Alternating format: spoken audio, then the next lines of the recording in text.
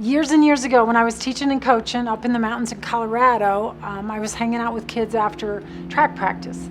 And a girl stopped and she said, "Miss Donahue, if sex is so great, why is it so painful?" When we teach kids why they should wait, how they should wait, and give them support for waiting, the research says these kids are waiting. We get one chance to raise healthy kids. We get one chance. It's an honor and it's a privilege, but we've got to be intentional. We've got to be active in this thing.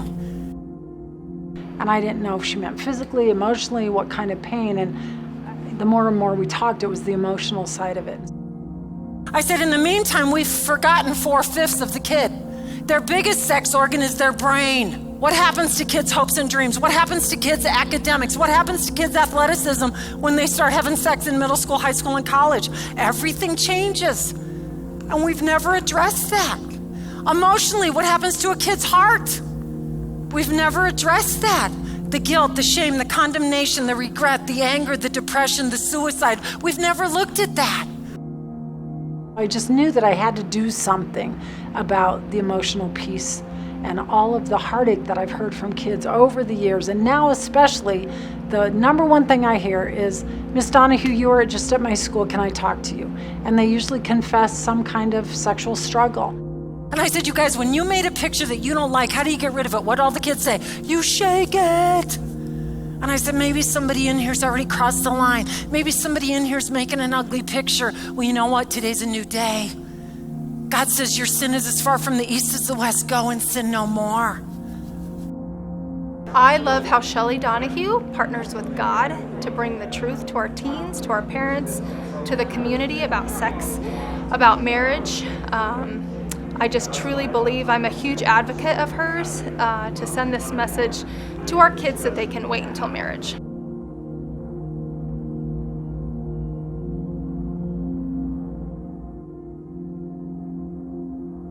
I love the freedom that Shelly talks with, and she mentioned that what our kids are missing the most is just the facts and people to communicate with them about it. And I'm going to speak more freely with my own kiddo and any other youth that I get the opportunity to speak with about this topic. They're looking for information, and they're not necessarily getting good information in the world today.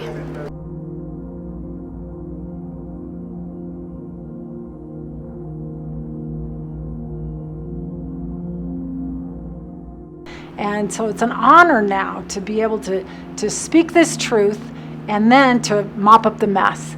And for 21 years, I've been going around this nation and even traveled the world to talk about waiting until marriage, God's plan. And it's just an honor that kids go, "Tall lady, are you coming back?"